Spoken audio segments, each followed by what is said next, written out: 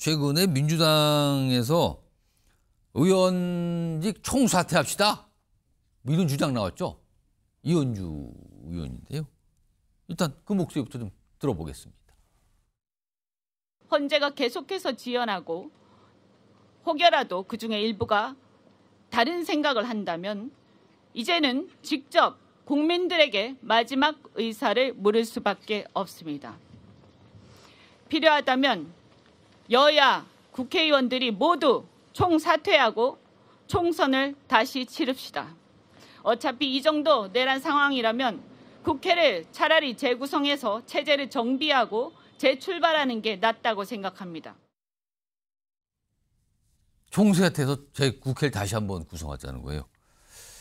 그런데 이제 야당에서 그거는 좀 생각해 봐야 되는데요. 동의하기 어려운데요. 또 이런 반응도 나왔어요. 들어보시죠. 좀 맥락에서 맞는지 한번 생각을 해봐야 될 것 같아요. 그러니까는 정말 답답한 심정을 표현하신 건데 지금 그 내란 정국이 끝난 것도 아니고 지금 입법부까지 다 선거 체제로 들어간다면 그 말이 되는지는 잘 모르겠어요. 저는 동의하지 않습니다. 성준 부의장, 총사퇴 주장 어떻게 들으셨어요? 저도 박선원 의원 말에 동의하는데요. 그러니까 어떤 심정이신지는 알 것 같아요. 그러니까 헌법재판소가 이 윤석열 대통령에 대한 파면 결정을 하지 않는 게 가당키나 했느냐라는 주장인 건데, 예. 근데 그렇다고 다른 생각을 가지고 만약에 있는 사람이 있다면 이럴 거면 우리가 총사퇴해서 뭐 결기를 보여주자 이런 것 같은데, 뭐 그렇게 됐을 때 만약에 총선거를 다시 해가지고 민주당이 또 다시 다수당이 된다고 한들 그 생각을 달리하고 있는 헌법재판관의 마음을 바꿀 수가 있나요? 그러니까 지금 헌법재판이 늦게 나온다. 그렇죠. 그리고 이게 좀 이상할 수도 있다. 그러니까 약간 이런 게 이유로 나온 거란 말이에요. 그렇기 때문에 실효가 없기 때문에 사실 그런 결기를 보여주겠다는 마음은 알겠는데 예. 그렇기 때문에 그거에 대해서 또 그 김용민 의원이 그 지금 총사퇴가 아니라 만약에 조기 대선이 이루어진다면 그때 하자. 저는 그거에는 동의합니다. 왜냐면은 그렇게 되면은 지금 한국 선거 권력 구조에서 계속된 논의가 뭐였냐면은 4년 중인제로 바꾸자. 그러면서 국회 선거와 임기를 맞추자. 그렇게 하면은 여대 야소를 좀 추구할 수 있기 때문에 지금 한국 대통령제의 가장 큰 문제점인 여소야대 상황일 때 자꾸 정부 교착 상태가 반복되는 지금 사실 22대 국회 윤석열 정부에서 가장 극렬하게 드러났던 그런 것들을 좀 방지할 수 있지 않겠느냐라는 주장이 늘 있어 왔거든요. 그걸 맞추기 위해서 사퇴를 한 다음에 이 대선과 임기를 맞춘다? 저는 그건 괜찮은 생각이라고 생각합니다. 지금 이 총사퇴 주장에 대해서 윤석열 대통령 측 그리고 여당 내 반응도 좀 있어요. 그림으로 확인해 보죠.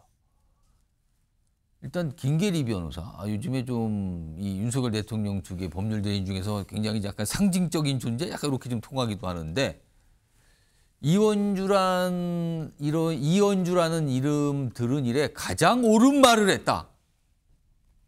긍정평가 같은데요. 계몽되셨나? 여기다 계몽을 씁니다. 김민전 의원, 이현주 의원의 총사퇴 요 발언, 요거 재선거 지지합니다. 옳다. 지지한다. 이준우 대변인 진짜 동의해서 저런 말을 하는 겁니까? 저는 이현주 의원이 과거에도 옳은 말 한 적이 있다고 봐요. 과거에 옛날 한때 삭발하면서 보수의 여전사로 맹활약을 했지 않습니까?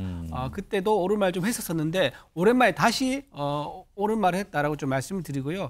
만약에 지금 김민전 의원도 그렇고 이제 김계리 변호사도 그렇고 우리 이제 여당에 있는 당의 위원장들과 몇몇 의원들 굉장히 반기는 그런 반응을 보였단 말이에요. 예. 근데 이게 공식적 안건으로 논의를 돼봐야 되겠지만은 아마도 이게 가능하다 그러면은 조기 총선 특별위원회 이런 거를 만든다, 구성을 한다 그러면은 충분히 논의는 가능하다. 다만 아까 방금 말씀하신 것처럼 만약에 윤석열 대통령의 탄핵이 인용이 된다. 그런 대전제가 있어야지만 아마도 가능하지 않을까. 만약에 기각이 됐다 그러면 국정을 다시 정상화시키고 외교 활동도 해야 되고 트럼프도 만나야 되고 여러 가지 경제, 외교, 관세 등등 해결해야 될 산적한 문제가 많은데 그거를 내팽겨 쳐두고 총선을 한다?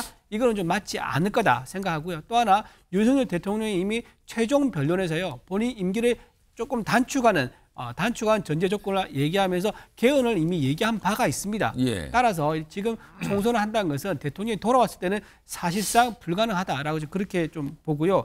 아마도 지금 민주당에서는요 좀 결기를 보여주는 그런 의도 같아요. 벼랑 끝 전술이라고 해야 되지요.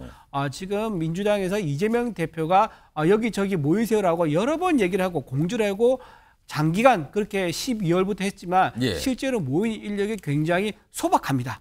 소수가 모이고 있죠. 100만 명 신고했지만 알고 보니 18,000명 왔다거나 10만 명 신고했는데 알고 보니 5,500명 왔다거나 이런 게 계속 반복되다 보니까 벼랑 끝 전술, 결기를 보여주기 위한 그런 용도로 국회의원이 총사퇴를 얘기한 게 아닌가 생각됩니다.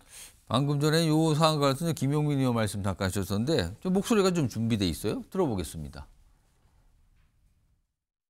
탄핵 국면이 정리되기 전까지 의원직 사퇴는 절대 해서는 안 된다고 봅니다. 만약에 파면이 선고되고 조기 대선이 치러진다라고 하면 국회도 책임을 같이 묻는 차원에서 총선 대선을 같이 치르는 것은 가능할 수 있지 않겠냐라는 생각들은 개인적으로는 하고 있습니다. 송치훈 부의장, 지금 저런 얘기가 총사퇴, 동시에 뭘 치르자. 만약에 총선도 조기에 치르면 민주당 자신 있다 이런 뜻입니까 지금? 아무래도 그렇죠. 왜냐면 아까 말씀드린 게 임기를 맞추게 된다면 그러면 아무래도 국민들이 국회의원 선거를 누구에게 승자를 선택해 줄 것인가? 대통령 선거와 동일시할 가능성이 매우 높습니다. 그렇기 때문에 만약에 조기 대선이 이루어진다면 윤석열 대통령에 대한 탄핵 때문에 이루어지는 것이기 때문에 그러면은 국민의힘보다는 민주당이 아무래도 그 책임에서 자유롭고 훨씬 더 유리한 상황에서 선거를 치를 수 있기 때문에 물론 지금도 압도적 다수당이 합니다만 자신감이 있기 때문에 조기 총선을 해도 된다라는 말을 한 걸로 느껴집니다. 저는 민주당에서 여론조사 결과를 좀 봐야 된다. 최신 거를 못 본 것 같다 말씀드리고요. 어제 여론조사 결과에 따르면 국민의힘의 지지도가 민주당보다 약간 높은 걸로 나왔습니다.